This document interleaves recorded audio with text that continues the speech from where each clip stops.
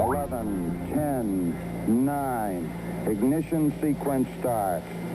6, 5, 4, 3, 2, 1, 0. All engine running. Liftoff. We have a liftoff.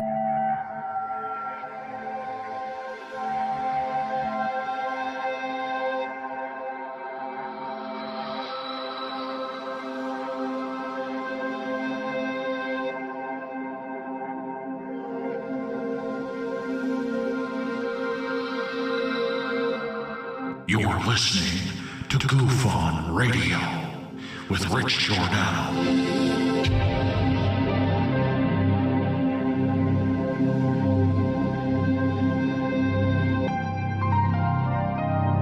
My personal belief is that there is very compelling evidence that we may not be alone.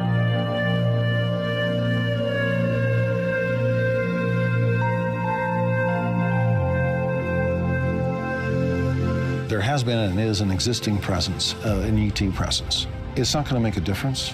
It's not going to change reality.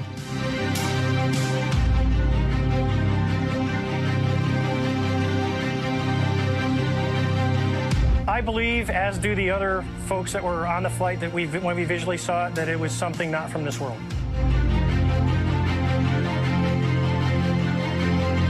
GUFON Radio.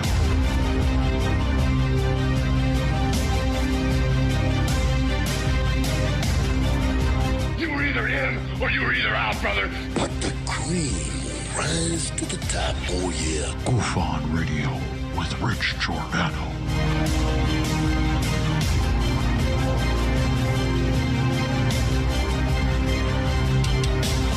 I occasionally think how quickly our differences worldwide would vanish if we were facing an alien threat from outside this world.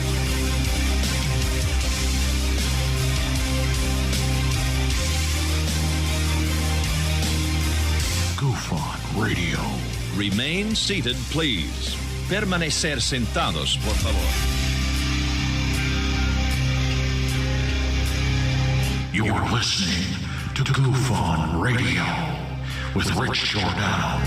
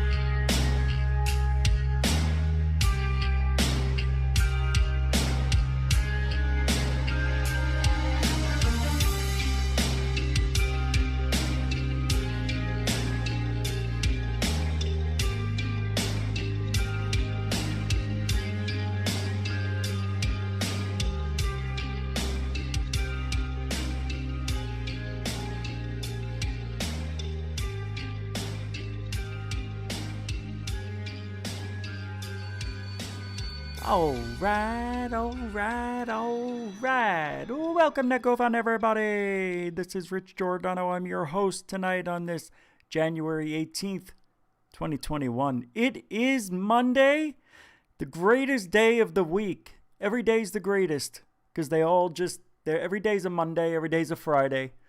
That's how it rolls here at the old GUFON headquarters. I know most of you are on the same schedule. But have any of you just switched your schedule 180 degrees where day is night and night is day? I'm doing it. I decided, why fight it? I am now officially going to be Mr. Nighttime. I even gave myself a name, didn't even mean it. Mr. Nighttime Rich Giordano. Tonight, we will be welcoming third phase of Moon. That is correct. You heard correctly. Blake, I think Brent will be with them. I think Blake's going to call in. They'll both be there, and we will have a nice conversation. And I want to thank everybody for hanging out on Third Phase of Moon and coming here, since they did put up an incredible show that we were all on, the panel. and Third Phase of Moon were on Spaced Out Radio. What was that, Friday? Yeah, it was Friday. Great show. A good almost 3 hours of really, really good conversation. And if you did catch it, you would have learned a little something new from Blake and Brent, something from their past when they were kids. And we're not going to get into that tonight. I think tonight we are going to be maybe getting caught up on the underground maps, the tunnels, these maps. And apparently they may have access to the originals, because there are similar maps, well, identical maps, but they're digitized. So if they have the original, well, they don't have them in their possession, but the story was brought to them. And if those maps are the originals, that's more than amazing than just getting a copy of anything. But we'll wait for them to... I told them to call in 10 minutes after so I can just say one little thing about today. What's wrong with you guys? Don't you know me by now? Hold on. Hey, Google, turn light off. Turn TV off. Hey, Google, turn TV off. Okay. I didn't like the light in the background right there. It was coming from the other room. So... Panic Room official video on YouTube.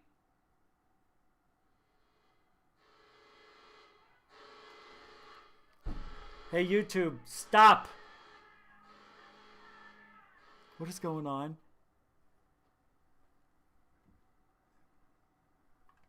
I'm all right. Little nerves. Got Third Phase of Moon coming on the show. I don't feel normal. I feel like I talk to them quite often. It's going to be weird having them on here. And, well, it's not weird. I'm just saying that to be different. It's not. It's cool. It's the same. It's the same thing. I do want to say hi to everybody, as you know, with guests. And lately, there's no roll call. It takes too long. But thank you all for hanging out.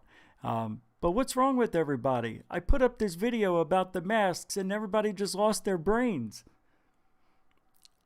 Look, if you're listening, I'm unsubbing. I'm never coming back here again. All I did was put a video up showing my grocery clerk employees not wearing masks, hovering over my food that I'm about to eat. What's wrong with me for wanting to not, I don't know, get that thing? I don't like it. I'm in bad enough shape. I get one whiff of that 19, I'm done. Done. That's right. I'm having a little bit of cancer. I meant to say sugar. That's weird. Same thing. So calm down. I don't care about the mask. And watch the whole video. These people aren't watching the whole video. They're automatically commenting, yeah, we got a homelessness problem that's bad enough. Yeah, fire a couple of people because they didn't wear their masks. When you work in a grocery store and you have to wear your mask, or you can get in a lot of trouble because it is a health violation. It's almost like they're murdering you. If somebody from the grocery store got an old person sick and they died of it, they murdered them. That's how serious it is. And the reason I made the video is not because it's a mask thing. It's because we have the worst place on Earth, on the planet, per capita, for new corona cases. So excuse me if I don't want to die. You sound like an old guy, one guy wrote. I am. What do you want from me? Madonna mia, huh? Forget about it. Anyway, I'm leaving the video up. I don't care what you think. I think I made a great point. Watch the whole video. Don't get so triggered. I'm commenting. This guy. Oh, I'm done. Wait, what did he say at the end? Oh, he doesn't like masks. He's wearing them. Oh, well, I already wrote it. I know some of you got to feel that way. No, you don't. You were triggered enough to type what you typed without watching the whole video. I'm proud of that video. Took me 3 days. I made the bulk of it 2 days ago, and I contemplated putting it out. And then that ad came out. The news article came out, said Arizona's the worst. They said, all right, I'm putting the video up. And I just spent a few minutes today adding it in there, and it didn't take long at all. I went back to bed. Well, I can't sleep. I'm trying to sleep. I'm tired, but I can't sleep now. If I don't go to sleep tonight by 1 a.m., I'll put me to sleep. All right, they should be calling in any moment. So they probably hear me talking and think, no, we'll wait until he says something. See, it's going to ring 30 seconds or less. Let's watch a clock, shall we? Let's clock it. Go.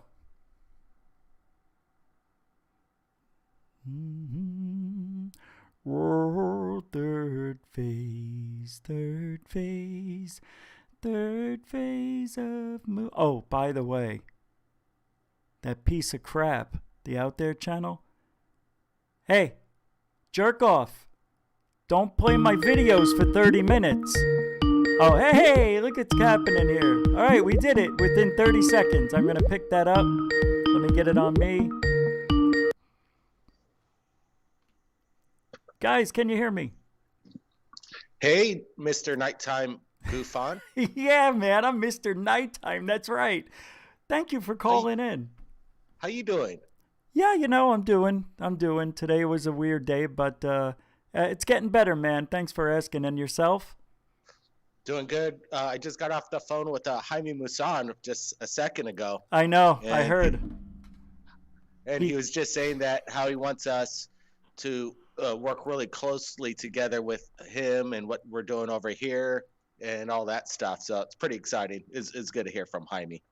Okay, so that's good news, and I always like to hear that. Do you want to explain what's going on? Because I don't think I explained to these people exactly in detail what's going on with Jaime. Are you able to do that? Yeah, for sure. Okay.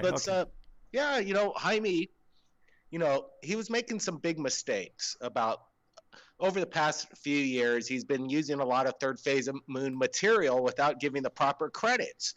And he would constantly use footage and not get the location, get the person who shot it. He got it all wrong. He was getting it wrong a lot of the time. It's kind of frustrating for us at Third Phase Moon. So I reached out to him. I told Jaime in a very stern way, you got to cease and desist what you're doing in regards to this, because if you're a journalist, you're breaking all the rules in regards to journalism, Jaime. And after I got done with my conversation, he appreciated my harsh tone that I gave him and said that, he really, it woke him up. And he's looking at our stuff and he says, yes, this is incredible, obviously. And now we're talking pretty much on a daily basis and we're collaborating back and forth. And Jaime's sharing Third Phase Moon content in a proper way now as we present it to him from our point of view with the actual facts behind it, and broadcasting it on Mexican television and being seen by over 50 million people. Half the people in Mexico tune in to Jaime's show. So This is a big audience. This is incredible that a major country like Mexico is actually sharing the content, a major media outlet, which again, I was saying earlier, and I continue to repeat that the major media here in the United States, they don't want to touch our stuff for some odd reason. They refuse to take the public's information and the public's evidence. That's what Jaime does, doesn't he? He's doing what Third Phase does. Exact same thing, pretty much, right? Yeah, absolutely. He's pretty much, again, he's the major television station. I think he's got like 22 people working for him at least over there. They got the major camera crews. So they're putting out content on a daily basis, just like Third Phase of Moon. But again, our team is much smaller and we're a lot more fluid in presenting the information as it comes in. But your team just started literally 8 months ago or so, right? Something like that. He's been at this for a while with mostly his family, from what I learned, that works with him. So you've had to reach out from Hawaii and do this long distance in the last year. You guys haven't left. You haven't left the island. How frustrating is that for you? Yeah. We like to do our traveling. We like to meet with people and, meet people in person. This whole thing this past year has been kind of, disappointing that we weren't able to do what we usually do. But again, we were able to accomplish an amazing amount of material, all our projects that we put our goals and set our mind to. We actually accomplished it over the past year. And it's incredible what you could do remotely, being here in Hawaii and able to produce full-length documentaries from all across the country and putting it all together here and submitting it and presenting it to the world. It's insane, the technology. We're in the future now. You really are. And because I get to talk to you quite often, I get to hear some of these things before they actually get out to the public. And let me tell the public something. I've never met two people that work as hard as they do. You've actually gotten me off my ass to get me working. What am I saying? It's like you guys give that to us. You make us want to work. Yeah, it's exciting because I think the material that we're showing the team, including Rich, and being part of something bigger than all of us, it's an exciting platform that we're all in. We're the spearhead of the information that's coming out. So I think it is exciting. I'm glad the team members think of it the same way, but there is a work ethic involved because in order to put out the material we do on a pretty much daily basis, sometimes we're putting out 22, 30-minute full-length documentaries, and we're producing it in less than 12 hours. Nobody on the planet's doing this, and we're able to do it with everybody's help. But yeah, there is a work ethic you have to have in regards to just getting down and getting it done, editing and putting it all together.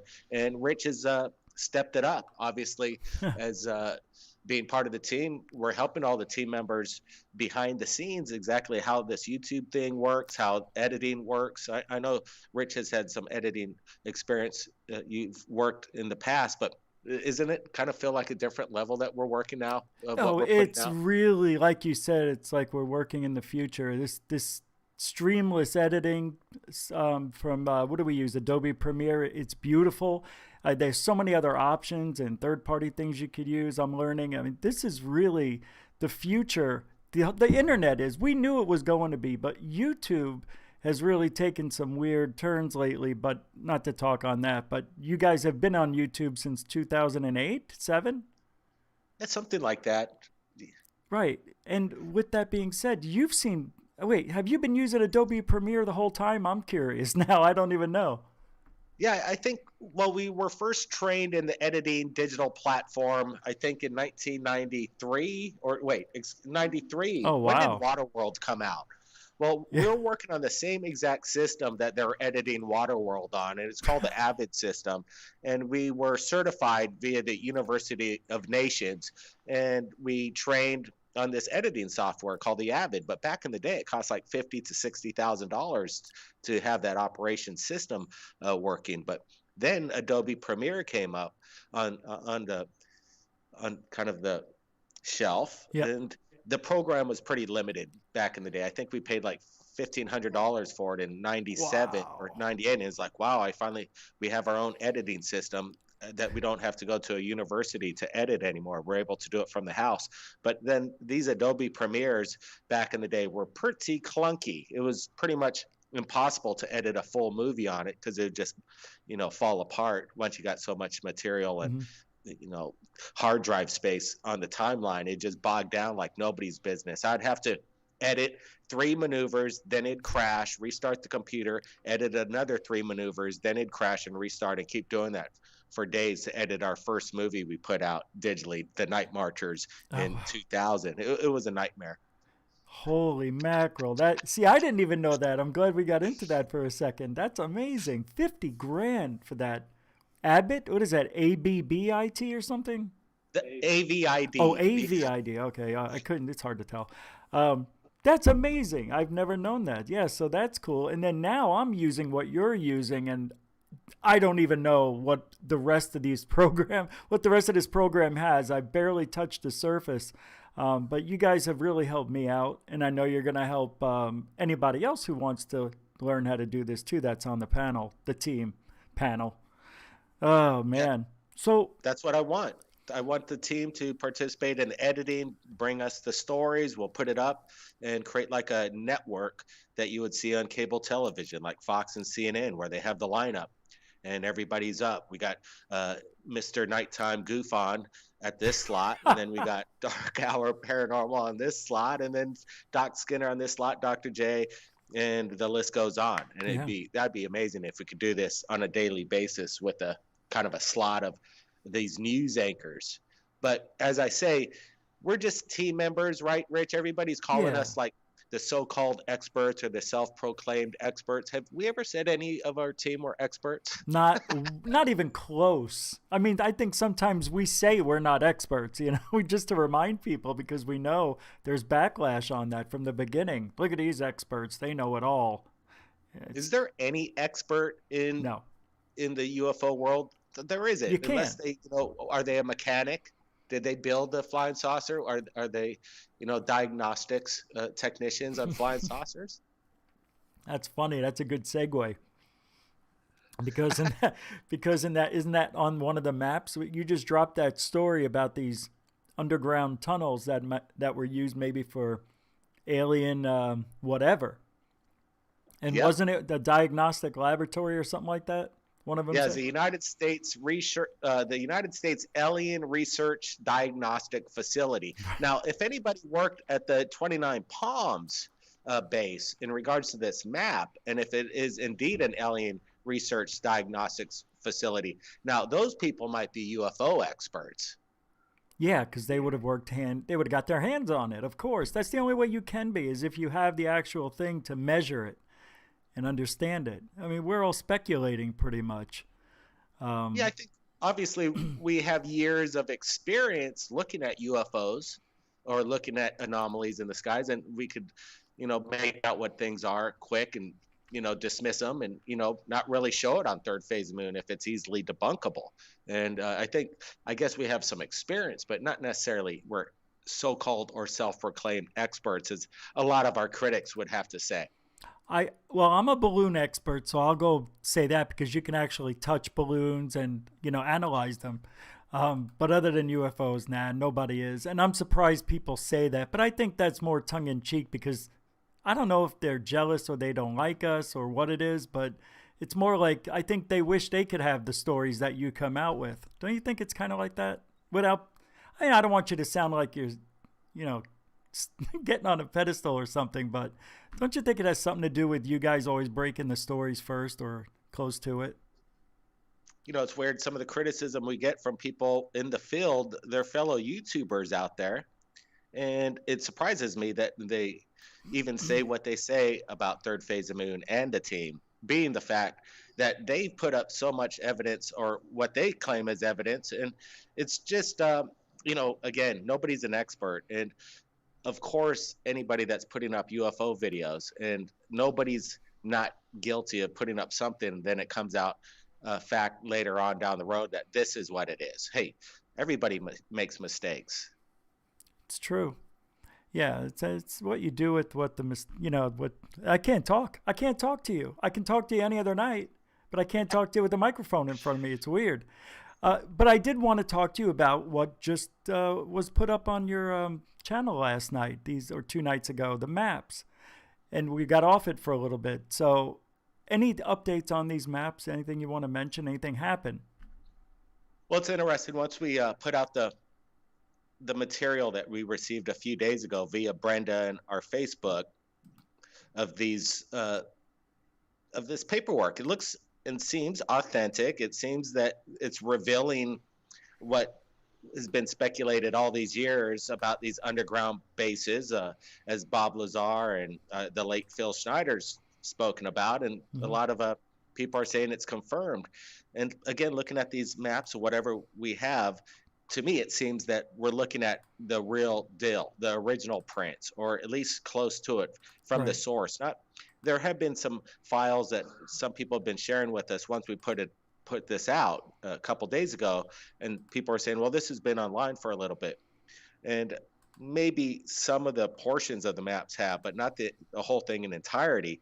And then again, it's not the actually original print. So if we could confirm that these papers were from what was it, the early 70s, then this kind of proves that the base off the Malibu, or excuse me, the anomaly off the Malibu coast is in fact within these maps itself, and it confirms this. And this was way before the internet even existed. So it's interesting that this discovery, I think Jimmy Church did it in 2014, but now we have these maps that we're looking at right now, that it seems to me that there's something going on off the coast of Malibu. And it's interesting that after we put these maps out from the public, we've actually received more maps, and people are saying, well, here's something that I have. And now it's revealing things that we're going to be putting out pretty soon on Third Phase of Moon in regards to stargates that are strategically placed across America. That's crazy. Okay, so do you think that might be what's playing a role in the monolith thing that's going around, this new thing? Well, when Probably there was not. one monolith, and that, this monolith thing got a little overblown. And we were on top of the story early on, obviously. But once it was found that it was an artist representation, we pretty much dropped it. But what's interesting afterwards is that then they started popping up all over the place around the planet. It couldn't have been the same artist. That's what's interesting about it. And how could they have, whoever put these up, or if it were a group of people, they sure were organized. How many monoliths have been found so far? Anybody have any ideas? Is it like 24 at least? I stopped at 12. Wow, there's that many now. Well, that's what I'm saying. Every day we're still getting emails from people like, oh, here's another monolith that we just found. Were you aware of this monolith? It's like, oh, people, please don't email me any more about the monolith. We're done with the monolith story.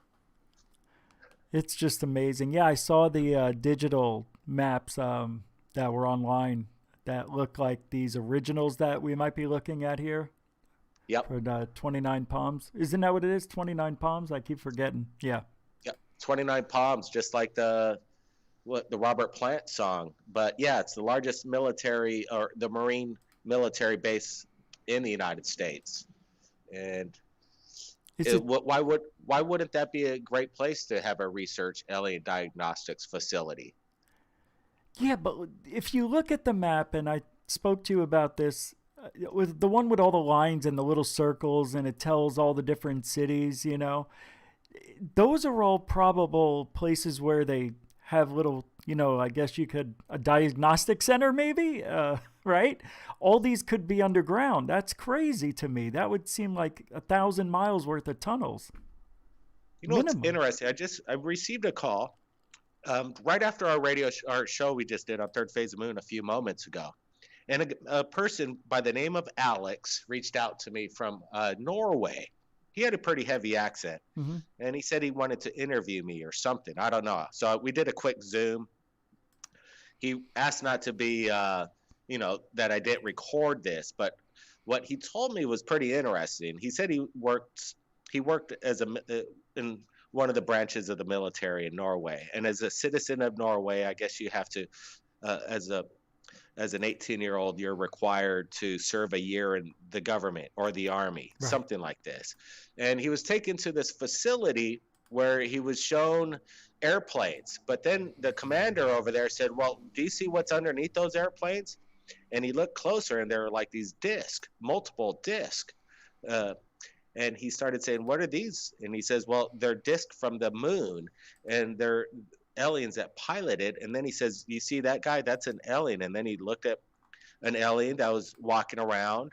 And what's interesting to me, he says everybody that worked there had these blinders on, these glasses that have blinders. So when you're walking, you're not seeing what's going on to the left or right of you. You're just walking in a straight line. Yeah.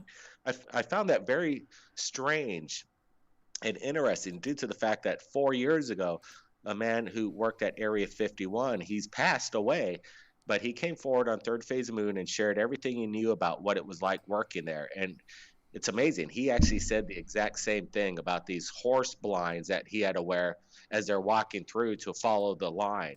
And to have this guy confirm it from Norway, And I asked him, have you ever heard of anybody confirming what you just said? He says, no. So in my opinion, that's just interesting that these two stories from the opposite sides of the planet actually had the exact same kind of, visual of these glasses that are in these high sensitive areas where these exotic craft are. That's crazy, but why don't they just build it so you don't have to wear those stupid blinders? You know what I mean? It's like, how ridiculous is that? But I guess it's real, man. I mean, it's not the first time I've heard that. It's very strange. Wasn't that in a movie? I think that was in a movie too. Yeah, really? I've never seen. I was going to do a Google search about, these blinders where people work in high sensitive areas, and if they got to wear these blinders and just kind of walk the line. Yeah, just follow the line. Don't turn your head. Yeah, Exactly. I can see our government having something like that. Be real strict about it. Yeah, it's crazy. We don't know anything that's going on, but I did want to ask you about, and I know you're probably getting tired of it, but the 180 days. So do you think that's a disclosure scream or what? Well, it was interesting. Like I've been saying, we came out with our trailer, Countdown to Disclosure, the real technology behind the Space Force. That's going to be coming out February 16th, 2020. And then 2 days, 2021. And then 2 days later, the New York Post dropped the article, 180 Days to UFO Disclosure. Did they rip off our title or what? They did. They used the countdown to disclosure, right? Disclosure countdown or something like that. Yeah, they called it 180 Days Countdown to UFO Disclosure. Right. That's 2 days after we dropped it, Countdown to Disclosure. Of course they. So I don't know. Is there a race to the disclosure? I think we're going to beat them to it on the 16th. But what are we going to expect to see on in 150 days now via this inquisition and what the Congress is kind of wanting from the FBI and other agencies in the U.S. government? What they're going to have to reveal, what they know. I don't know. Are we going to be able to see the whole video from the TTSA? Are they going to show us any videos? The CIA already did their massive dump. We don't have a single video or photograph that has any kind of evidence. Don't they include video or photographic evidence? Let me ask the CIA just throws that out the window? With that being said, what is disclosure for you? Disclosure for me is when I get to hop in a flying saucer and go check out all my friends in a second. That's disclosure. Well, that's the best kind. I know. But if you could simplify, I mean, that's simplifying it really. But in, what everybody else is wondering, do you think it's the knowing that aliens exist? Would that be disclosure, or is it the technology, or both? Okay, so let's just say if NASA says, hey, look, we found bacteria on Mars. Is that disclosure? I don't think that's not the disclosure I'm looking for. I'm more in the technology point of disclosure. That I want to have fun with the technology. Bacteria on Mars isn't any fun for me. Yeah, I remember when that thing came out, they were saying, I wasn't really excited about it because I said it doesn't look like anything to me. It wasn't my disclosure. Even though we didn't call it disclosure when that was out, but And it's later debunked, right? Yeah, I think so. But somebody, Bill Clinton came out and said the answer's here. We finally know if we're not alone. And then it turned out that the meteorite that they recovered was cross-contaminated with life from Earth. Right. Of course. It got inside the rock. How did something get inside of it and commingle with our... No, I don't buy it. Disclosure. Let me ask you, Rich. What if they said, okay, we found out. We've had this technology for hundreds of thousands of years, but it wasn't from another off-world planet. It was our own civilization or a former civilization that created this technology, and it was from Earth all along. That's not disclosure, though. I want to know. That's a little different. That's hidden history. That aliens from another planet, another star system, that's disclosure to me. Did you watch the movie The Abyss? Of course. And when Ed Harris swallowed the liquid water and visited the beings from deep in the abyss? Yeah. One of my favorite movies. That's not disclosure to you? That is disclosure. Yeah. But those guys might not be alien. They could just be a civilization that has been hiding all this time. Oh, I see what you mean now. Oh, no, what I thought you meant was it was a civilization that wasn't around anymore. We just found their technology is what I thought you meant. Or both. But No. I'm thinking that there could be a civilization that still exists, and they're like keeping themselves damn hidden. Like maybe even dormant. Maybe they sleep for 1,000 years and wake up every now and then. Who knows? You know? You never know. Nothing would surprise me, but there's a lot of places that are totally inaccessible by human technology right now, and they could be easily be hiding from us because we don't have the technology to even explore where they're at, and they're here, and they've been here maybe millions of years, and they just they're here just like humans. Who knows if they evolved here or if there's something that was divine? Who knows? But maybe all this alien tech isn't from another planet. Maybe it's just, technology that's been here that's being hidden from us. And maybe some archaeologists came across some of this stuff. Like Bob Lazar said, it was found in an archaeological dig. Does that mean that it was from another planet, or was it just like some hidden treasure? Well, it depends on what we find out inside that archaeological dig. If there's any history or COVID, anything, that shows their writing, or we can decipher what their ship says, if there's any writing on it. I don't know. Bob Lazar, he said it was smooth. There was no writing on it. So I don't know what we would find in that archaeological dig. It would have to be like unearthing Tutankhamun, It'd have to have all their stuff around there to make something out of it, I think. This guy that I was talking to Norway just a few moments ago, he says the aliens, they make mistakes just like humans all the time. They're not perfect. And some of these crash and retrievals he says we're taking them down via sound waves. And we're recovering these small little flying saucers, and we're brokering them out to other parts, to other governments, and selling these little sports models to other countries for $1 billion a piece. Well, that might make sense. That explains the Tic Tacs. Hey, a Tic Tac would probably cost $1 billion if you ask me. Yeah, I know. Maybe more. Yeah. Hey, if you go by those stories that we heard from Fravor and everybody from the 2004 Nimitz event, they were talking like they were being watched for 2 weeks. That's How much do you think your cell phone cost if it was the first prototype? Oh my, right. This probably like $50,000. No, probably more like 50 to 100 million, period. Wow. I guess so, yeah. To make a video game cost 150 to 150 million. They cost as much as motion pictures. So the technology in your cell phone is probably more like $2 billion. But now they're able to distribute it. But the technology to do it is possibly maybe 10 billion because they got to launch the satellites, the communication systems, the towers, and everything in between. More 100 billion at least. So, yeah, it's ridiculous.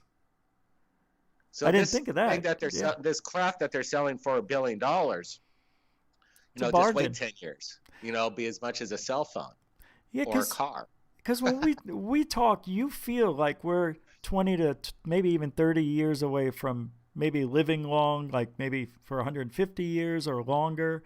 I mean, we're feel not 30 like years away. We're only like 10 years, 5 see, years away. Yeah, I mean, I don't see that. I don't get it. I don't know. Maybe because you'll see. Well, I hope so. I mean, everything else you told me has come true. It's funny though, but yeah, if we have the technology, I would assume we could be there shortly. I know we can't make things any smaller. I heard that somewhere, that they can't put the information, make it any smaller. They're like maxed out. Well, that's what the modern computers have kind of maxed out. Yeah. And they really can't get any smaller. But that's where the quantum computer comes in. You just got to know how to ask it the right questions. Isn't there something, didn't we talk about that once? There was they asked it to, didn't somebody ask it to do a problem that would have taken our computers 1 trillion years and they did it in 20 minutes or something? Yeah, it was a question, a mathematical equation. They processed it into our computer, the fastest known computer we have, and then asked the computer the exact mathematical equation. And it would have took 10,000 years for our fastest computer we have to solve the problem. It's still trying to figure it out. But the quantum computer did it in less than a minute and a half. Oh my God. That's ridiculous. Could you imagine tackling any kind of, medical situation, cancer, cell regeneration, and ask it to figure that out?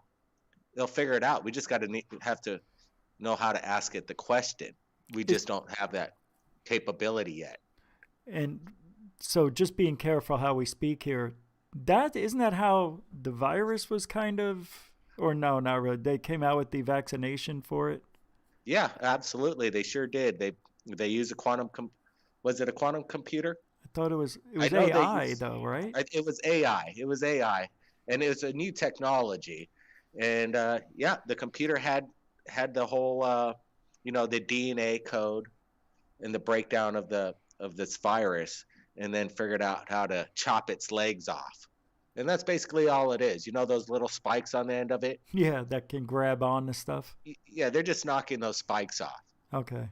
That's how they're disabling it. So it can't stick to anything. It's pretty simple. It's kind of why they didn't have to go through all the animal testing, I assume, right? And see what the down the road of how it would treat us and stuff. I guess they figured it all out. Usually things like this take years to come up with a cure. I think there's a desperate need for it, and people are gonna either, what are we gonna do? It's kind of an interesting kind of quagmire we're in. People, I don't know the answer to that one. Let's just hope that this AI, quantum computing, and all this stuff is beneficial towards man. People are afraid of technology. I think they asked one of the AI computers or quantum computer, what's your goal? And they say to dominate man or live forever. Yeah. Things like that. Kind of scary stuff. What is the meaning of life? What did they say? To live forever. So I think they're on the right track. I wouldn't mind living forever. But the thing is okay, I ask a lot of people, is like, okay, if you could take this pill and live forever, would you take it? And they're like, no way. Why would I want to live here on this earth the way it is? I'd rather die naturally. Or like, okay, whatever. But what if you could take the pill and like, okay, if you don't like this world, then you could go jump off a cliff and end it. Just here it is. If you want to take yourself out, you can. That's no big deal. Would you take that pill then? And a lot of people would take it at that point. They just, it's interesting. People, settle with what our lifespan is. Do you think like 100 years? What's the oldest person? I don't know. Average is 85 years. Yeah, and the average is 85, 75, something like this. Yeah, something like that, yeah. You think that's long enough to live on this planet? I don't think so. How large is this planet? How many countries are out there? How many people are out there? How many foods, different cultures you want to experience? 75 years isn't long enough. Well, then we're we adolescents. We have to live at our parents' home until we're 18. So then you would have to think like they do in this field, Blake. Would you be reincarnated? Do you believe in that? Or is it a matrix? Is it a matrix world we're living in? I'm ready to download my memories into a hard drive, and until they figure out some kind of cloning, some kind of regeneration to put that memory into a system to walk in a physical world, we'll probably have to download our memory and live in a virtual world for a little while, because this virtual reality is pretty amazing stuff. And from what I'm hearing, in 10 years, it's going to be photorealistic, and you won't even be able to discern what's real or what's not.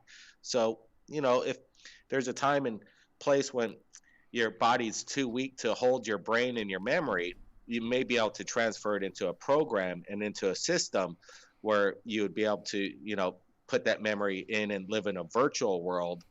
And in the meanwhile, and transition until you could get into a physical, possible cyborg kind of thing. But hey, if that's what it takes, I'm fine with that. Me too. I would love that to happen. You live life like a human, and then when you get old enough and frail enough, they take your memory, put it into a computer, make you into a cyborg, which literally could just be you. That could be us right now, and we don't realize it, though. That's the scary thing to me. Do you think memories are soul? Do you think memories is the human soul? Memories is the human soul. Well, I never thought of it like that. I think the soul is your energy that I would have to say, but I don't remember anything else while I'm here. So I would have to say no. You would say something like being a cyborg. I think totally different a little bit on that one. Blake and I were twins, and that's basically a clone right there. Yeah. So clones are good things. I think that if you could grab your DNA cell, put enough money into a holding tank where you grow your body in there while you're still living life, and then by the time you reach that point, that clone's probably about 23, 26, right in the prime, has no memory, no conscience till you download it in there, and then you're starting fresh from your same old DNA and the same old body that you lived in. Or you can maybe even upgrade your body probably in the future too, obviously. But yeah, I think that's exciting. And it's probably going to happen, but there's like, people are going to say, no, that's immoral. That's defying God and its true ways. And there are people are going to shut that down. There'll be protests against clones as well. I think there's a big future in that. But then again, are people ready? Oh my God, Nadia, I don't know, man. I'm just thinking 500 years in the future. Well, you know, we've seen it on some of these TV shows. Does your robot have rights and things like that? Even in the movie Ted, the comedy, you know, Ted 2. That should they get rights then if you are put into a robot in the future? That is amazing stuff to think about. We shouldn't even be talking about it because it's not something that exists. Clones are being they're happening already. It's just illegal for them to do human cloning. We have Dolly the sheep, and the technology is rather simple. It's just the laws that are put against cloning throughout the world. It's just well, I was just thinking about the brain, like putting your brain into a clone. You know, if you're about to die, so if you just give yourself a new body, you could live for another 50 years that way, and you could literally live forever, right? Well, from what I hear is that the brain itself, if your body wasn't attached to it, or the functionality of the brain should be able to process its functionality for 2,000 to 3,000 years, it says. Wow. So if your body could support the brain for 2,000 to 3,000 years as it's designed to, and that's what we hear from the ancients, right? That some of these, wasn't Moses like 10,000 years old? 900, I think, something like that. I don't know. I'm thinking of Yoda. Yeah. Well, hey, it seems to me that the brain was designed to live 2,000 to 3,000 years old, and why isn't the body keeping up with it? There's something was shut off, in my opinion. They disabled longevity for the human body to support the brain, even though the brain could support the body for 2,000 to 3,000 years, but the body doesn't want to do it. Well, maybe something's shut down. Maybe the brain has to be this way so it can keep the body alive just for those 80 years. Maybe it has to be so perfect. You know what I mean? It's like you're putting a Ferrari into a Pinto body, a Ferrari motor into a Pinto, but that Ferrari motor will last a long time, even though you got to replace the Pinto body. Yeah, but the problem with the human body is after 40 years old, the DNA just stops processing its cells 100% the way it did for the past 40 years. Then after 40 years, the cells start to regenerate, but it starts to fray apart, and it's not 100% like it was for the 40 years. So there's something that switches off at that 40 years old. All you need to do is switch that thing back on and let the cell generation reprocess the way it has been doing for the first 40 years of your life. Are we speculating on this, or is that like a fact that the brain? That's a fact. When you hit 40 years old, somewhere around those years, that's before then your cells reprocess 100% exactly. Yeah, but I mean the brain. I think every 3 years, every cell in your body is a brand new cell. Yeah, every 7, I believe. And it's the exact same cell until it's the exact same duplication of the cell. But when you hit 40, it starts to fray apart like a rope, as they say. You know, at the edge of the rope, it starts to fray. Well, unfortunately, the cells start to fray out after 40 years old. And that's why you see the degeneration of the cell process. So that's all they need to do is stop the cell process of from degenerating. So what I'm thinking, it might be a little crazy. I'm thinking that our brains are this way because they're alien, let's say, and they want to experience what it's like to be in a human body on this planet. Maybe we're just in a program, but our bodies may be real and everything. And then when they're done with this body, they leave, get reincarnated. Maybe that's where it came from. And their brain goes into another being on another planet and can live that cycle. So maybe those brains are that advanced that they could live 2,000 years, and we're just part of a program that they're in. I know you have to grow it and have the womb and all that, but don't you think that could be it? Well, if aliens are coming here from other galaxies or within our galaxy, other solar systems, by all means, they probably do have that technology where these guys have this wisdom because they've been around for centuries, if not thousands of years. So their wisdom is beyond belief. And that's what we should be able to do and should expect maybe in the next 100 years in our lifetime that it could happen. I was talking to my son, Cameron. He's just turned 15 years old, and now we're 50. And I'm thinking this new cell technology, they are talking about reversing the age process, and they're doing it in lab rats and other animals right now where they're seeing this take effect. And I'm thinking, and I told Cameron the other day, I'm like, could you imagine maybe we'll equal out in age and meet in the middle one of these days? Right. Well, with this alien technology, it sounds like anything's possible. It's unbelievable. Well, I mean, you could just go on and imagine anything. You really can. So I want to ask you something. So what has taken us all these thousands of years then to now in the last 100 years, we've gotten so advanced? Where does that come from? Trial and error? I mean, it doesn't seem like it's just trial and error and all of a sudden everybody has a computer in their pocket. Where does it come from? That's the $1 million question. How did human civilization in the past 100 years advance in its way comparatively to the last 2 million years since man's been on the planet, where we were pretty much in the Stone Age for almost 2 million years?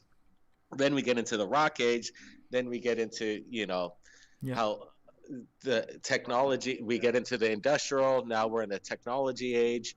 But how we got so advanced over the past 100 years, I have to say there's something that opened up, that we were privy to something that just opened up the whole aspect of technology. We found something. I don't know what it is, but we had help somewhere or another. Otherwise, I think we would still be, it just doesn't make any sense on how we just accelerated so quickly.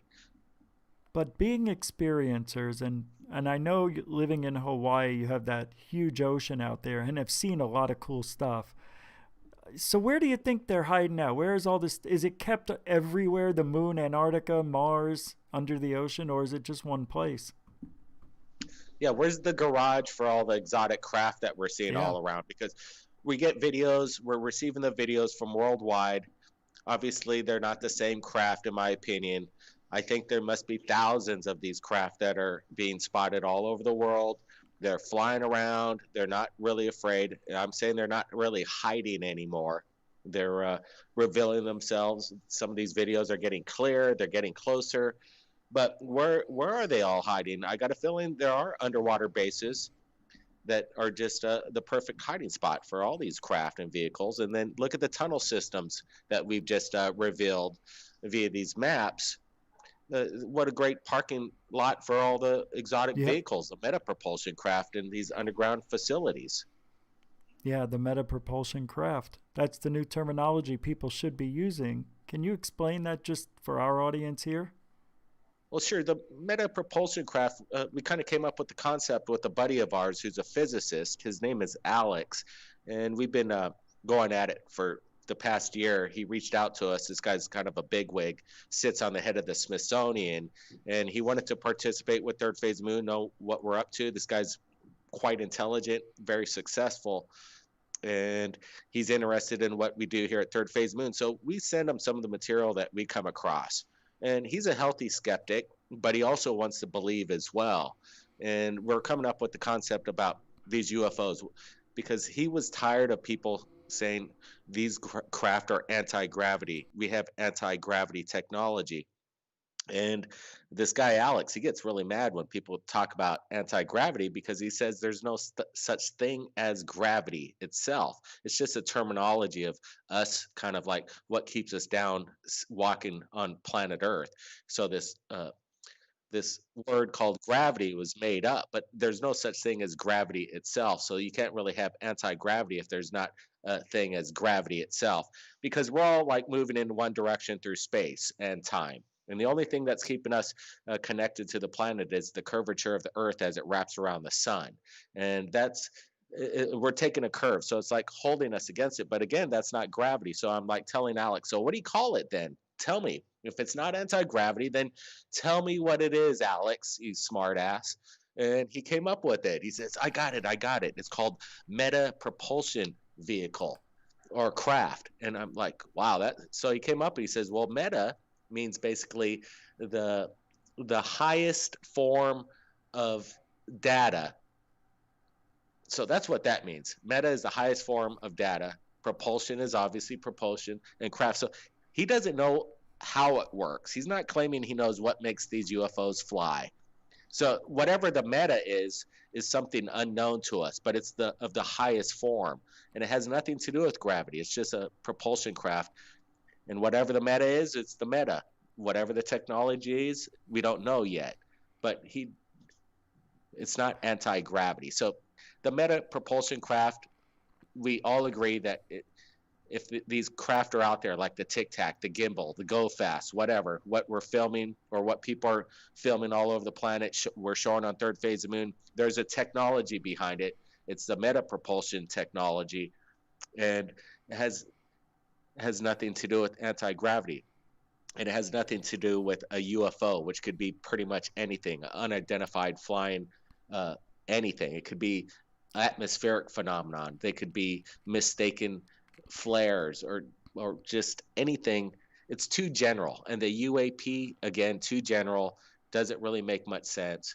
But the meta propulsion craft, that makes sense. I think people want to make it does, difference of what meta propulsion and what sky phenomenon is. Yeah, but meta propulsion can only be equated to anything that looks metallic. Yeah, a machine. Okay, so what about the lights that we see that look like flares or Chinese lanterns but aren't? And what do we call those then?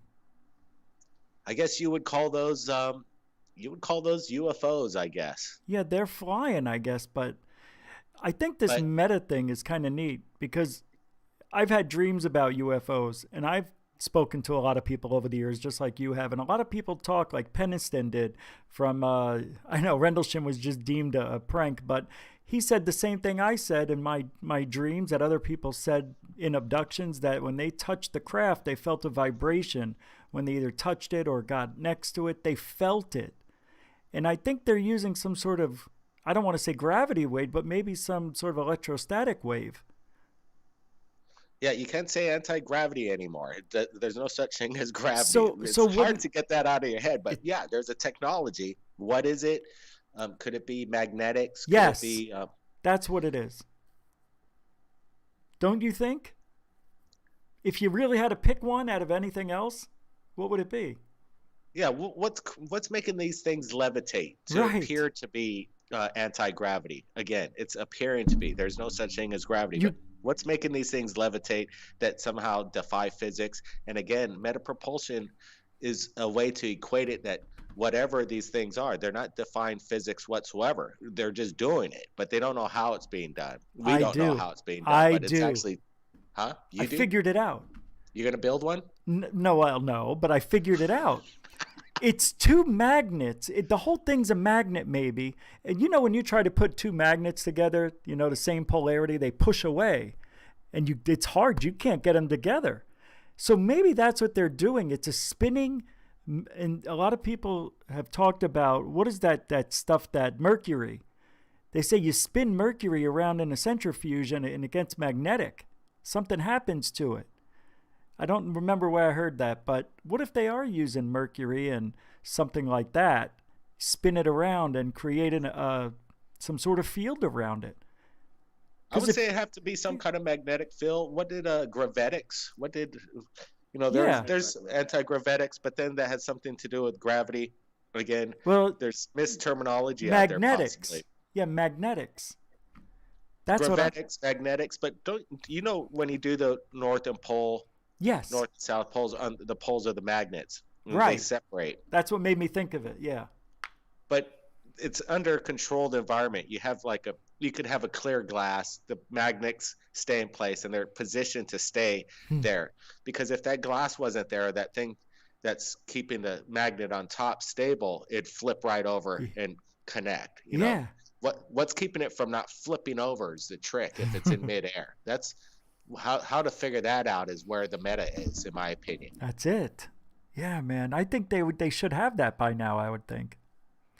I think they got it. They got something. We obviously know they got something. And we also asked our FBI friend he works in counterterrorism and he's a classmate of ours. So we've been friends for, decades.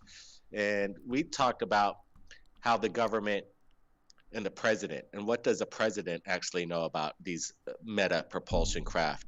And he says the president should be able to know anything involved with it. So a lot of people say the president has no access to this. It's above his pay grade or above his security clearance.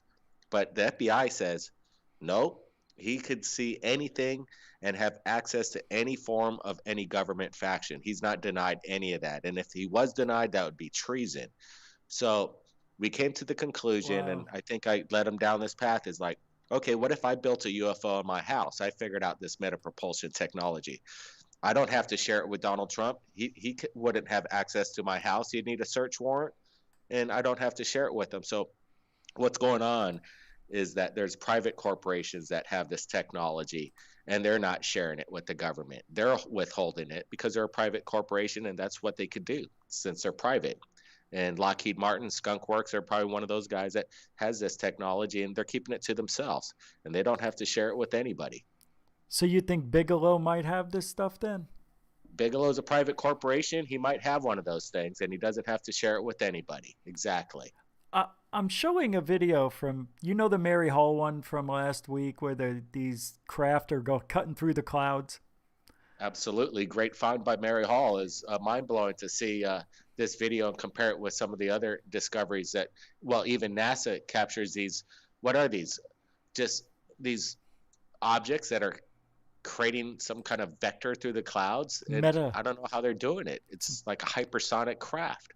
It's that meta propulsion stuff maybe you're talking about. It's dispersing and leaving a wake behind it. It's really bizarre. I've never seen anything like it. Well, we did see some of the satellite photos that I'm going to be sharing that's coming up in this video that show kind of a rip through the clouds of this exact kind of phenomenon. But again, to see these multiple objects cutting through the clouds in this vector shape, why? How is it being done? Why hasn't NASA even tried to explain this? NASA, where are you? Come on, NASA, give us an answer. Yeah, NASA. Yeah, never a straight NASA, come on, man. Busted.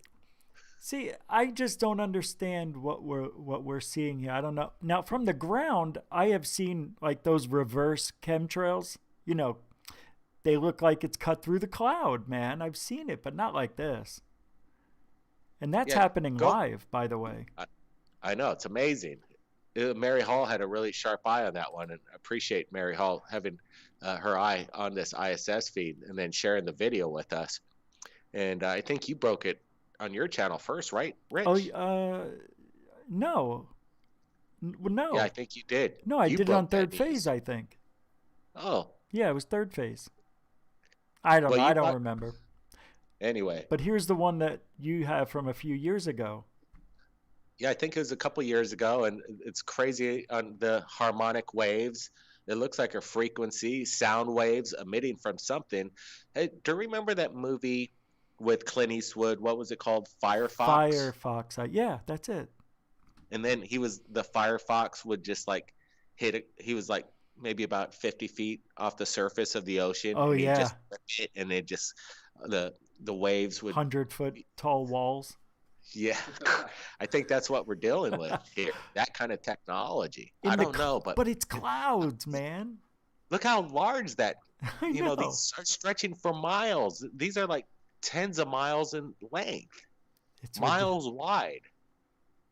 It is in this part here where I'm going to pause it. You know, at the tip of the one that you had from a couple of years ago, it looks like it's going like a porpoise out of the water, like taking gulps of air.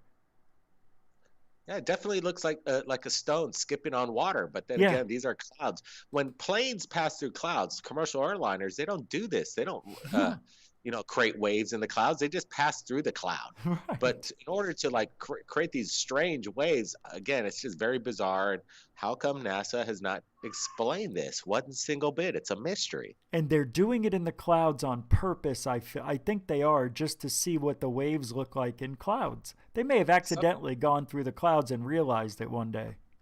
There's some critics out there that still think to this day that this is just on the ground, that what we're looking at is on snow. Oh, no, really? Is that snow? Definitely not. No, not Mary. No, I mean, I could see why they would say that, but I guess I never thought of it because it looked like a cloud. Oh, it's a cloud. I don't know. It's just people see things differently than others. But again, it's a cloud. Bizarre. You can see a break. NASA was pointing at this. They took multiple high-res images. These pictures are very high-res. They were keeping an eye on it, but again, they don't really explain what that was all about. And it was actually over the Antarctic, of all places, too. Okay. It's weird. Well, definitely you can tell it's clouds in one frame because you can see the ocean beyond, like you can see the earth and everything. So it's unbelievable. So I think that is what the meta is doing to those clouds. The meta, whatever, is this wave that people feel when they're by UFOs. And it looks we need a meta machine to make waves on water so I could surf them. Yeah, you could. I know you could. That'd be awesome too. Well, then once they come out with that, we get the hoverboard at the same time, I would have to say. No, we're going to get it, Rich. Maybe we're not going to get the disclosure that you want, but I think we're still going to get the disclosure of this technology that will feel like we're living in Star Wars, and that's good enough for me. Yeah, that would be good enough for me. I don't really need to see aliens, although that would be cool. I'd rather have the technology, to be honest with you. Unless the aliens are taking me to their planet in a minute. Or maybe we'll just go and inhabit other planets. Yeah. I don't know why that can't happen. Well, I know you guys are probably pressed for time, unless you have anything else you want to add. We pretty much, so you got this documentary coming out. Again, tell everybody where to find it. Yeah, thanks, Rich. Yeah, I want to thank everybody joining us in the chat. I know Rich has got some things that he's going to be following up with after we get off. But yeah, everybody, we're going to be coming out with Countdown to Disclosure, the real technology behind the Space Force. It's going to be released February 16th, 2021 on all streaming platforms, Amazon, iTunes, you name it. It's going to be out there. We got Dr. Greer, we got Bob Lazar in there, Jim Goodall, and a few other surprises like Michael Salla, and we're breaking it down. There's a lot of information in there that's going to, make your eyes kind of open up a little bit more and ask yourself the big question about all the technology that our government is actually hiding from us, or where did these Tic Tacs come from? It goes down the rabbit hole pretty deep, and we're happy that we're able to do that. We did this remotely from Hawaii.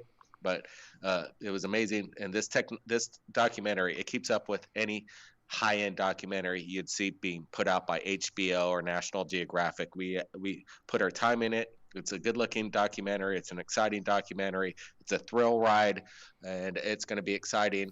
And I hope February 16th, when that comes, that everybody goes and checks it out, because you're going to be telling your friends, go check out Countdown to Disclosure. Appreciate it, Rich. Thanks for having us on, and thanks for being part of the team, helping out with Third Phase and Third Phase of Moon and all the good work you do over there. So we'll be keeping in touch. We'll give you a call a little bit later. All right. Thanks a lot. I appreciate the time. It was a lot of fun as always. See ya. All right. It's good seeing everybody in the chat. Dark Hour Paranormal, good seeing you. Luna Sparkles everywhere. The Valerian. It goes on and on. Frassap, good guys. Yeah. Good chat tonight. We'll see everybody next time. Thanks, guys. Yeah, that was awesome. Yeah, thank you everybody for hanging out tonight. I know I don't really do the chat room thing as much as I should. I can't speak tonight. It's one of those nights. Pom Pom, Beaker, Cashew, Gesundheit, Helen Berry, Renee Cruz, Vinny Barbarino, JP Bassenor, Valerian the Mac the Third. We're still going to have a show here for a few more minutes. Hey, Misty O, Sea Dragons, Misty Ock Dragons, Evasius, Third Phase. That's one of the best names on the internet right there. If it was just Evasius. But yeah, Third Phase, forget about it. Jeanette, how you doing? G-Man Common One, Dark Hour Paranormal, Lunar Sparkles, and everybody else here. I think, yeah, wow. You guys, lots of stuff going on in the chat. Always interesting to talk to cousins, brothers. We talk about politics, we talk about UFOs, we talk about upcoming projects, we talk about people, we talk about places and things, and what we're going to do when this entire pandemic thing ends and it's safe to go everywhere. Because I know they wanted to do a third phase across America type of deal this year. But it may have to wait until all the way August, September, October maybe, till the vaccine gets out to everybody and things start calming down. It's going to be a good year. 2021 is starting off rather interesting already. Rather interesting because I think these files, what an idiot, these maps that we were talking about earlier, yeah, maybe they were out, but not the originals. I had not very many people know about them. That's what I found out. By the way, before I forget, there's a lot of controversy over the word DULCE. All right? How to pronounce this word. I'm not going to say it. But a lot of you get it wrong. I, for one, got it right. So I'm going to be a little proud about that. But then again, maybe I don't have it right. Because I think this guy who's going to give us this pronunciation, I think he's got an accent. You can't do the American dictionary if you have a Spanish accent. The dulce. No, that doesn't work. You're not Jaime Maussan. So I'm going to play this. We have someone out there calls it dolce. Someone out there calls it dulce. And some people, most of you, call it dulce. But what is the real pronunciation of this word? The following pronunciation is brought to you by pronouncenames.com. Dulce. Does he not have an accent? Dulce. What is it? Dulce. Dulce. That's how I've always learned to say it. And I was in the minority as minority could be. I was at the bottom 25. 50% of you say it dulce, and I think very few people say it dolce. I think dolce was being said because it looks like Dolce and Gabbana. But this would be an O, I think, or a U. I'm not sure how you spell it, but I think that's why that was used. But it is what? What did he say? What is it? Do we have the correct pronunciation? Oh, I don't know. I'm asking. He just said it. Dulce. All right. You don't say. Okay. Thank you. So give yourselves a nice pat on the back if you said it dulce. Because that's how we have to say it from here on out. Dulce.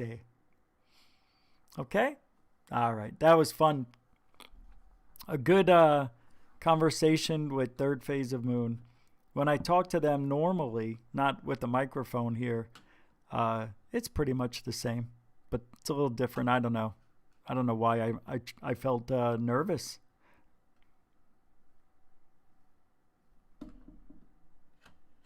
Don't know why. I don't know much, but I know I love you. All right. So while we were talking, I was looking up these maps. And I know I keep talking about it, but I can't find them. Somebody sent them to me. And they were the digital version. And for some reason, I can't find them here. It's very frustrating. I wanted to look at them with you at the same time. Let me check something here. Oh, no, that's funny though. You see, and I don't know why I can't find them, but that's the life. So I saw a couple of you were in Third Phase of Moon, came here. Thank you very much. You know who you are. I can't remember everybody's name, but I think one was, I know Stephen Karn. Is it Carne or Karn? Vinny Barbarino's always. Frapsap is here. Tommy L. What's up, Tommy L?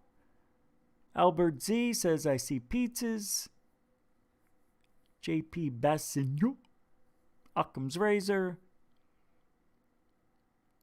Can I just say something real quick? What is wrong with you people? Seriously.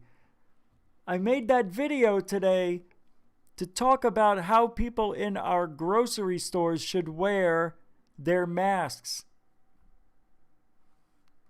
I'm walking right by. They didn't even care. That's how much they hate. I feel bad for them too. But, you know, anyway, I digest. There's a UFO video I want to show you. Only one person here has seen this video. All right, maybe everybody's seen it. It's interesting. But I'm going to show it to you because I care. Ready? 5, 4, 3. Oh, wait. Yeah, see? I'm glad I did that. See now? See, this I don't like.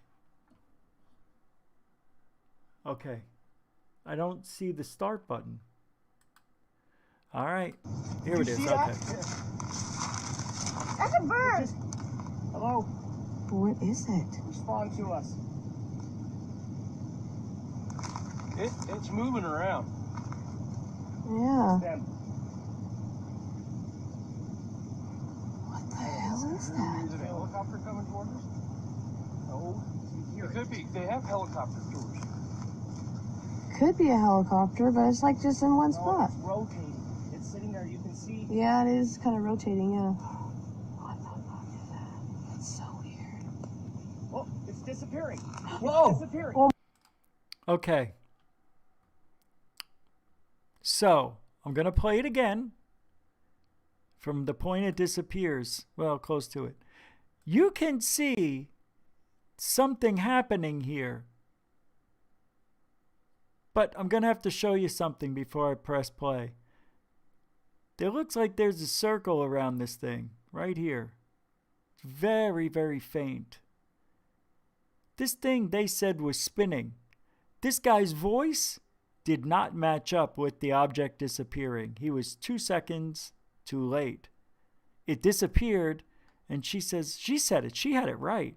And then out of nowhere, 2 seconds later, he goes, it's disappearing. Now, was he late on his thought process?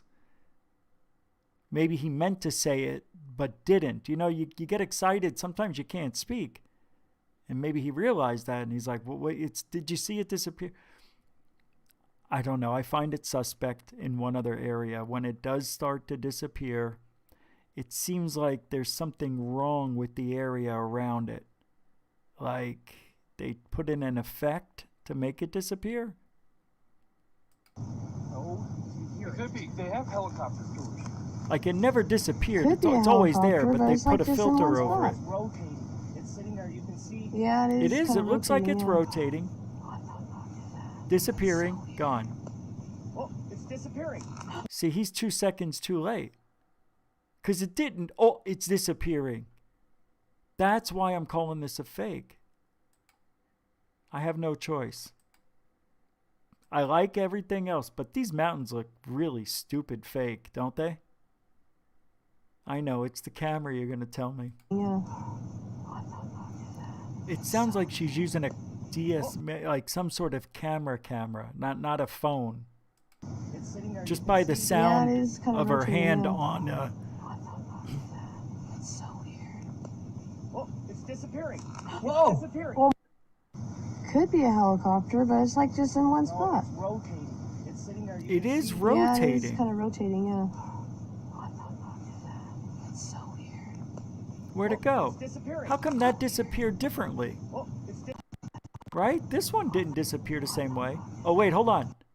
Look, there's a line that goes through there and another line that goes through here. Right in this whole, from here to here. You can totally see it. Why? I don't see it anywhere else. Just here. Is that the clouds? That must be the clouds. Okay. I'm okay. I got to figure it out. I'm telling you, I want to believe this thing because you can see it moving. It's kind of rotating, yeah. Gone. 1,000. 2 1,000. Yeah. Let's see it again. Now, when we watch it disappear here, watch. Yeah, it is kind of rotating, yeah. I want to see something.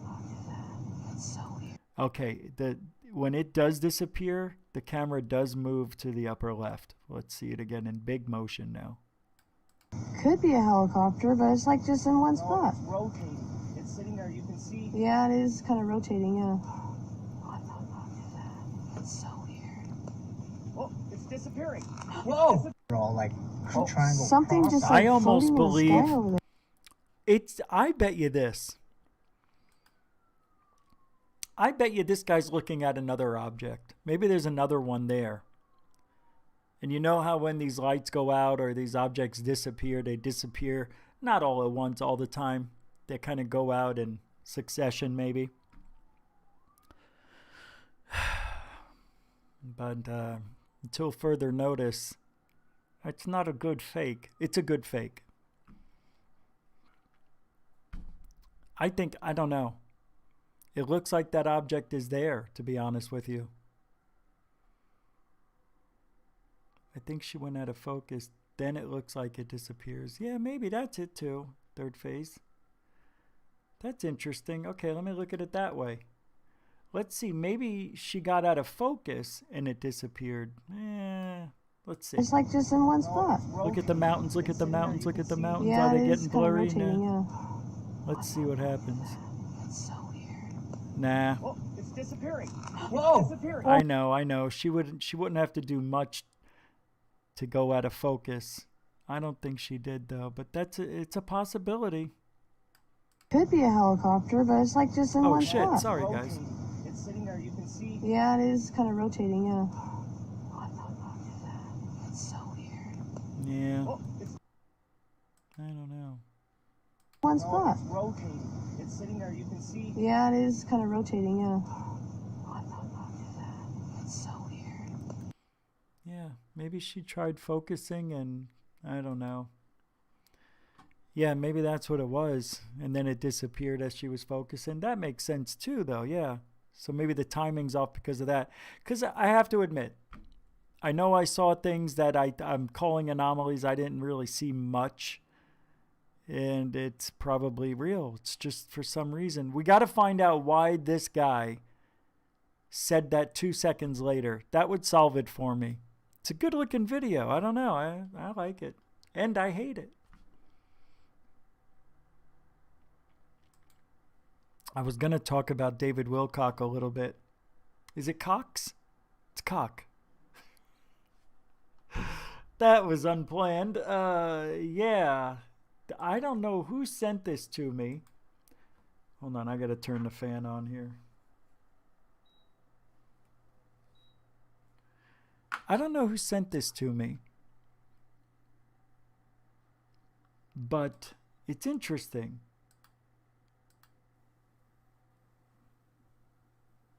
Dulce. Okay. They said David Wilcock is at it again. All right, before we get to that, this is cool. Somebody, I can't remember who sent this to. I think it was Joe. Matter of fact, it was. Thank you for sending this. There's a guy, when on high doses of ketamine, Timothy Wiley reports meeting angels in another dimension. This is the story of how they helped him discover his sexuality. Huh? It's from Viceland. You know what that looks like? Is this an actor? Doesn't that look like the guy, the actor who was in Space 1999, Donald Sutherland? Is that Donald Sutherland? Space you enter. No. I've never really been a high dose. You know who that's gonna be in 25, 30 years? Christopher Peters. Hey, he might be Moses. Guy, to tell you the truth. They haven't interested me as much as the lower doses. I've known people who've been on flying saucers with... Okay, see, I'm not going to interrupt it too much, but I wanted to say something. I don't know about ketamine, but I'd rather do DMT, is that what it is? DHT? Dimethyltricrystallizine? I want to do the stuff that Joe Rogan did. And I want to do it, man. I want to free my mind with that stuff. You know, it's weird because pot does something totally different from what I understand to this. Not this, ketamine, but the stuff that Joe Rogan takes or took or whatever. As a matter of fact, Graham Hancock took it too. He took this stuff. Ayahuasca. Hiawatha. Little ayahuasca. So Joe Rogan and other people who took this stuff said, and I don't know if it has to do with the mind of the person or the way you think or what your beliefs are, but these people, many people, have come across a female presence that feels like the all-knowing God. They said that God is a female. I know Joe Rogan talked about this female being, this sense, and he felt like she knew everything. Very strange, like she knew everything about him. It's a pretty wild experience he had, and he got to see all sorts of creatures and have conversations with other aliens. That's the life I want to try once, just once. And then you got to give me a dose every year for the rest of my life. That's it, once a year. For my birthday, that's what I want. Every birthday, I want to try that ayahuasca stuff. This guy's talking about ketamine.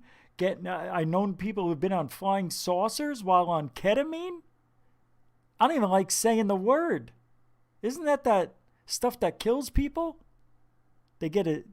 I don't know. Well, let's see where this takes us. Ketamine. Now, the question is, were they really on the flying saucer, or were they on the flying saucer in their imagination? I don't know the answer to that. I've not been on a flying saucer. I've seen them. Because isn't it that your mind is reality? It's the thought of something is reality. Oh, I'm going crazy. I mean, that's always an issue with psychedelics, as I say. And I guess that's why we do them, is to find out what is real. Angels are real, they just live in a different dimension. And, they're with us and they care for us. And, one can get to a state where one can be with them. I don't think I've ever had an experience with angels before. Well, let's see if we can make them happen. Oh, man. How many bottles of ketamine would you say you've done?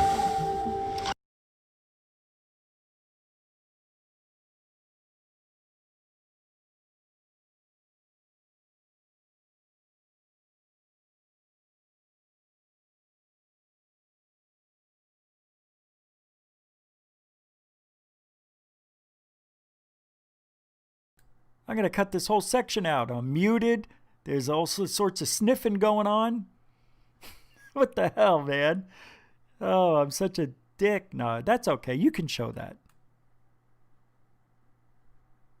I didn't mean to show me. It comes to me when I was was in my sort of mid-40s and starting to kind of question my sexuality. I've always been fairly male. I'd started wearing women's clothes, right? So, you know, that was basically the source of my doing drag. You know. Wow. It was her.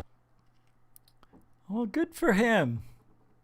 So, I am not going to put the link to this in the chat room. And, oh, no, I will put the link to this in the chat room. I will not put it in the comment section. Oh, my God. You know what? It's over. It's over. Done. Done. Done. There's no reason to keep going. Nah, no reason. It's over.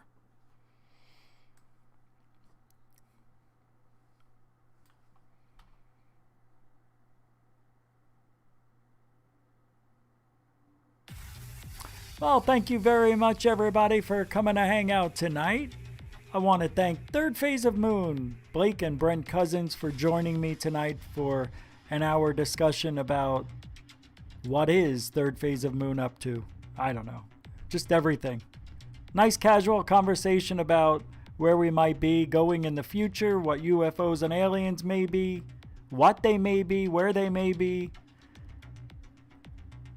I want to thank all the people who super chatted tonight. Thank you very much. Very generous. I appreciate it. I can't remember everybody. I know Mr. DB Cooper did. I can't remember anybody else, and I'm so sorry for that. Knowledge 888 did, I think. Thank you, everybody. All the, see, this is why we're ending it.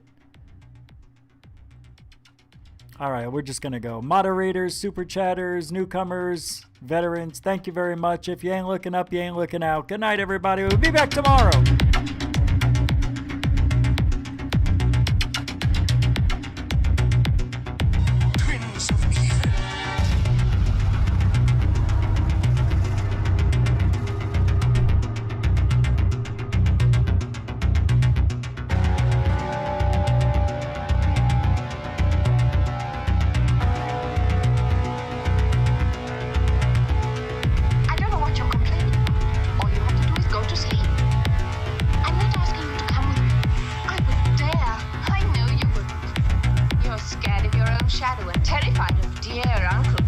Yes, I am. Well, I'm not. I don't care if he does find me gone. The cult